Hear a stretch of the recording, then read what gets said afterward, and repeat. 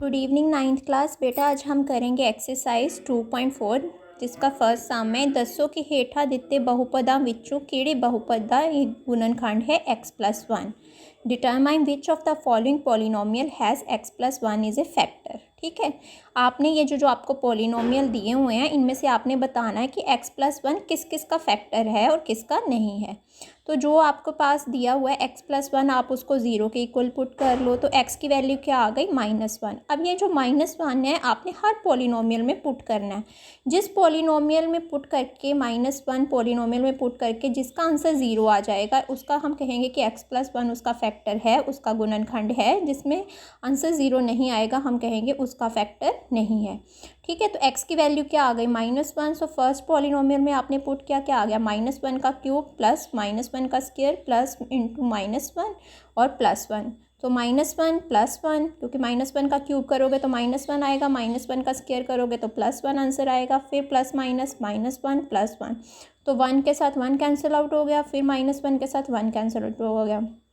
तो मतलब रिमाइंडर क्या बचा, ज़ीरो। तो इसका मतलब ये जो x+1 है ये फर्स्ट पॉलिनोमियल का फैक्टर है। ठीक है, उसी तरह सेकंड पॉलिनोमियल में भी आपने पुट कर लेना है। ठीक है, ये आपको सारे उसी तरह आपके थर्ड पॉलिनोमियल फोर्थ पॉलिनोमियल ये सब का। जैसे फोर्थ पॉलिनोमियल में आपने पुट किया तो आपके पास आंसर क्या बना 2√2। ठीक है, कैंसिल आउट नहीं हुआ तो हम क्या कहेंगे कि ये उसका फैक्टर नहीं है, उस पॉलिनोमियल का गुणनखंड नहीं है। ठीक है, अब देखो सेकंड क्वेश्चन है, use the factor theorem to determine whether g(x) is a factor of px in each of the following case. ठीक है, आपने बताना है कि जो g(x) है वो px का वो फैक्टर है कि नहीं है। यहाँ पे अब अलग अलग आपको दिए हुए हैं। ठीक है, जैसे फर्स्ट में px आपको दिया हुआ है 2x³ प्लस x² -2x -1 और gx दिया हुआ है x+1। सो जो आपके पास gx है उसको ज़ीरो के इक्वल पुट करोगे, x की वैल्यू क्या आएगी -1। आपने फर्स्ट पॉलिनोमियल में पुट कर देना है 2 इंटू -1 का क्यूब प्लस -1 का स्क्वायर -2 इंटू -1 तो -1 का क्यूब करोगे तो क्या आएगा माइनस, और 2 को -1 के साथ मल्टीप्लाई किया तो क्या आ गया -2। फिर -1 का स्क्वायर किया तो क्या आ गया +1, -2 इंटू -1 +2 और -1 -2 के साथ 2 क्या हो गया कैंसिल और 1 के साथ 1 भी क्या हो गया कैंसिल। तो रिमाइंडर क्या बचा, ज़ीरो।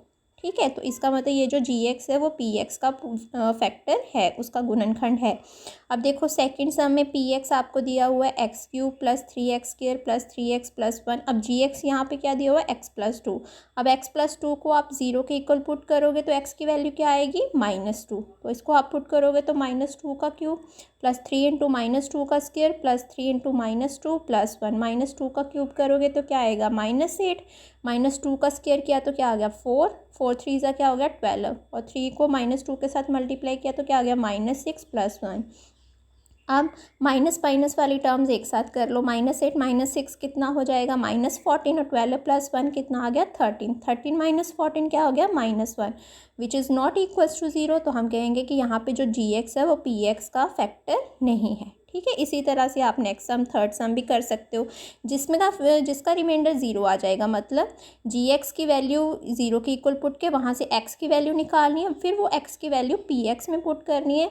अगर px का आंसर ज़ीरो आ जाता है तो वो उसका फैक्टर है, gx px का फैक्टर है, अदरवाइज नहीं है। ठीक है, आगे थर्ड क्वेश्चन है के ਦਾ ਮੁੱਲ ਲੱਭੋ ਜਦੋਂ ਕਿ ਨਿਮਨਲਿਖਿਤ ਸਥਿਤੀਆਂ ਵਿੱਚੋਂ x-1 px ਦਾ ਗੁਣਨਖੰਡ ਹੋਵੇ। Find the value of k if x-1 is a factor of px in each of the following cases.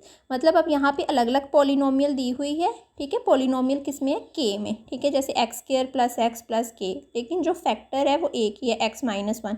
अब आपने x-1 को ये सब भी इन सब पॉलिनोमियल्स का फैक्टर है, इसका मतलब x-1 इक्वल्स टू ज़ीरो करोगे, x की वैल्यू 1 पुट करोगे, वो px में पुट करोगे तो आपको ऑलरेडी दिया है कि ये उसका फैक्टर है। इसका मतलब x की वैल्यू 1 पुट करके px की वैल्यू ऑलरेडी क्या आनी चाहिए, ज़ीरो। ठीक है, तो आप इसको ज़ीरो के इक्वल पुट कर दोगे और वहाँ से k की वैल्यू निकाल लोगे। ठीक है, तो x की वैल्यू क्या आ गई 1।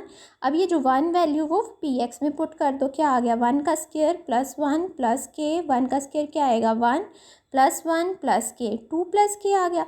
अब हमें ऑलरेडी इसमें दिया हुआ था कि x माइनस 1 ये जो फैक्टर है वो किसका है, पी एक्स का। तो अगर कोई चीज़ किसी का फैक्टर होगी तो उस वैल्यू को पुट करने पर पॉलिनोमियल किसके इक्वल आएगी, 0 के। इसका मतलब 2 प्लस के किसके इक्वल आएगा, 0 के। तो k की वैल्यू क्या हो जाएगी -2। ठीक है बच्चे।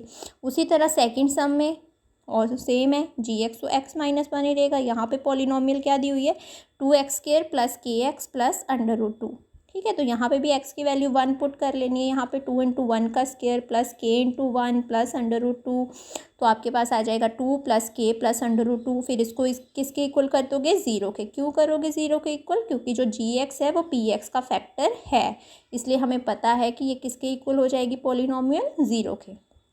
ठीक है, तो यहाँ से k की वैल्यू क्या आ जाएगी, k लेफ्ट हैंड साइड पे रहेगा, 2 इधर पॉजिटिव है, इधर √2 भी पॉजिटिव है, दूसरी साइड पे दोनों क्या हो जाएंगे, नेगेटिव। ठीक है, इसी तरह ये थर्ड सम है और इसी तरह आपका ये फोर्थ सम है। ठीक है, आपने यहाँ तक करने, ये जो फैक्टराइज करना है, गुणनखंड पता करना है, ये मैं आपको कल करवाऊँगी। ओके बेटा, थैंक यू।